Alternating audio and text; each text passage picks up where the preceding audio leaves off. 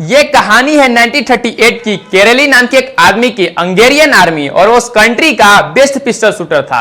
जितने भी national championship हुए थे उस कंट्री में सबको वो ऑलमोस्ट जीत चुका था। सबको ऑलमोस्ट कंफर्म था कि 1940 में जो ओलंपिक होने वाले हैं उसमें गोल्ड मेडल केरली को ही मिलेगा। उसने सालों से ट्रेनिंग की थी। उसका एक ही सपना था, उसका एक ही फोकस था कि मुझे इस हाथ को दुनिया का बेस्ट शूटिंग हैंड बनाना है, बेस्ट बनाना है, बेस्ट बनाना है, और कामयाब हो भी गया। उसने बना लिया बेस्ट शूटिंग हैंड। सिर्फ 2 सालों का फर्क था।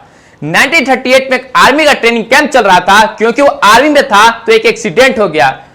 उसके उसी हाथ में जिसमें उसे गोल्ड मेडल जीतना था उसमें एक हैंड ग्रेनेड फट गया। उसका जो फोकस था, उसका जो सपना था, वह सब खत्म हो गया। उसके पास 2 ही रास्ते थे। एक तो ये कि वो बाकी पूरी जिंदगी रोता रहे और कहीं जाकर के छुप जाए, और दूसरा उसने जिस पे फोकस किया था, जो उसका गोल था, उसको पकड़ करके रखे। उसने फोकस किया उस पे नहीं जो उसके पास से चला गया था, उसने फोकस किया उस पे जो उसके पास था। उसके पास क्या था? एक लेफ्ट हैंड, जिससे वह लिख तक नहीं सकता था। 1 महीने तक उसका हॉस्पिटल में इलाज चला। 1 महीने के बाद उसने अपने लेफ्ट हैंड की ट्रेनिंग शुरू कर दी।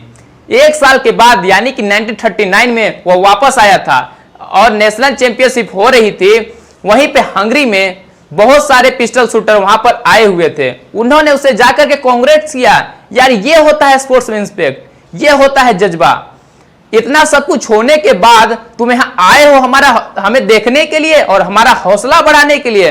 और किसी को भी नहीं पता था कि वह 1 साल से अपने लेफ्ट हैंड की ट्रेनिंग कर रहा था। उसने जवाब दिया, मैं यहां तुम्हारे साथ तुम्हारा हौसला बढ़ाने नहीं, तुम्हारे साथ कॉम्पीट करने आया हूं। तैयार हो जाओ, मैं तुमसे लड़ने आया हूं। कंपटीशन हुआ, वहां पर बाकी सब कॉम्पीट कर रहे थे अपने बेस्ट हैंड से। वो कॉम्पीट कर रहा था अपने ओनली हैंड से। और कौन जीता? The man with only hand, Karoly जीत गया। लेकिन उसने अपना सारा फोकस उठा करके डाल दिया कहां? 1940 के ओलंपिक पे। 1940 पे ओलंपिक पे होने वाले, लेकिन 1940 का जो ओलंपिक था वो कैंसिल हो गया वर्ल्ड वार के चलते। अपना सारा फोकस उसने उठा करके डाल दिया 1944 के ओलंपिक पे, लेकिन वह भी वर्ल्ड वार के चलते कैंसिल हो गया। फिर उसने अपना सारा फोकस उठा करके डाल दिया 1948 के ओलंपिक पे। 1938 में उसकी एज थी 28 ईयर्स, लेकिन 1948 में उसकी एज हो चुकी थी 38 ईयर्स। और यंगर प्लेयर जो निकल करके आते हैं उनके साथ कॉम्पीट करना मुश्किल होता चला जाता है। लेकिन उसके डिक्शनरी में मुश्किल वर्ड था ही नहीं।